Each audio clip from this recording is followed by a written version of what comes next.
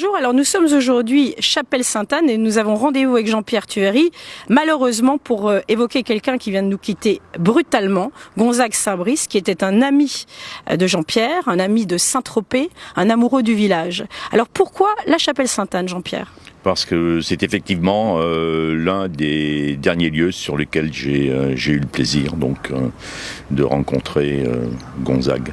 J'avais eu l'occasion de beaucoup mieux le connaître depuis notre arrivée aux affaires en 2008, car il a collaboré à un certain nombre de manifestations culturelles que nous avions organisées, notamment à l'occasion de l'année de l'Argentine en 2011. Lors d'une soirée à la Citadelle, il avait évoqué le personnage tropézien d'Hippolyte Bouchard, qui est devenu l'un des héros des indépendances de l'Amérique latine au cours de la première moitié du XIXe siècle. Alors Gonzague était un conteur extraordinaire, et donc il avait fasciné, passionné son auditoire. Ensuite, nous avions collaboré avec lui à l'occasion d'une opération qu'il avait lancé et qui s'intitulait Drone Culture, si je me rappelle bien, opération au cours de laquelle il avait réalisé une série de clips vidéo, notamment sur la Citadelle et sur le château de la Moute, la demeure d'Émile Ollivier. Il ne faut pas oublier quand même que c'était un aristocrate, mais qu'il était à la fois très simple lorsqu'on le connaissait dans l'intimité. Donc il y avait chez lui cette dualité de personnages qui le rendait éminemment attachant et sympathique. Alors il aimait Saint-Tropez, il y venait depuis des décennies, il y fréquentait évidemment les milieux les plus divers, mais il aimait aussi s'intégrer dans toute la mesure du possible à la population locale, et c'est la raison pour laquelle il était venu à plusieurs reprises ici à la Chapelle-Sainte-Anne. Exact.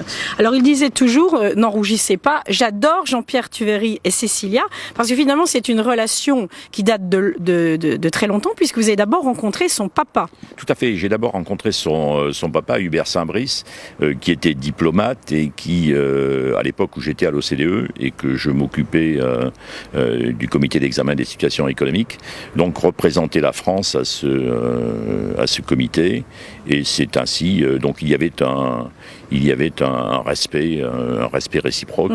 Il était toujours lui aussi très très élogieux des rapports que ma division rédigeait, mais parfois lui aussi savait dire ces économistes avec leur jargon abscon, il serait quand même merveilleux qu'ils puissent émailler leur analyse de quelques belles phrases littéraires. C'est vrai que c'était quelqu'un de très novateur, de très innovant, passionné par les égéries, russe ou romantique. Il avait écrit un premier livre qui s'appelait Le romantisme absolu. Son dernier livre qui était donc sur les secrets d'alcôve de l'histoire de France. Nous avons eu le plaisir de le recevoir donc avec Alice, cette très belle Alice, qui allait fêter ses 40 ans, tandis que lui allait fêter ses 70 ans.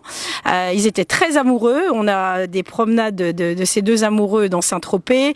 Gonzague déclamant devant le musée des Papillons, à l'Annonciade, au marché, heureux et amoureux. Alors il y a un rendez-vous qui est un rendez-vous qui lui tenait particulièrement à cœur, c'est-à-dire la Forêt des Livres qui a lieu le 27 août justement au Clos Lucé, qui réunit énormément d'auteurs de talent, énormément d'académiciens. Il adorait les académiciens, même si lui, je trouve, était presque plus fantasque que certains académiciens. Donc je pense qu'on ira lui rendre visite. Et puis il y a aussi un rendez-vous à nouveau avec son prochain livre, puisque son prochain livre s'appelle Les aristocrates rebelles, et qu'il évoque ses grands-parents, et que ça nous permettra de retrouver un peu de Gonzague.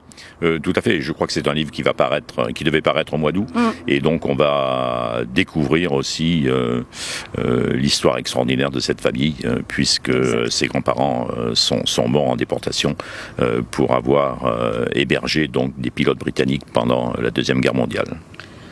Absolument. Alors en tous les cas, j'ai envie de conclure sur une phrase que disait Gonzague. Il disait que l'enthousiasme, c'était avoir Dieu en soi.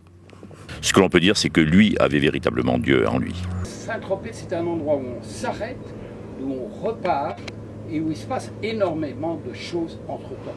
On a tous des souvenirs personnels de Saint-Tropez.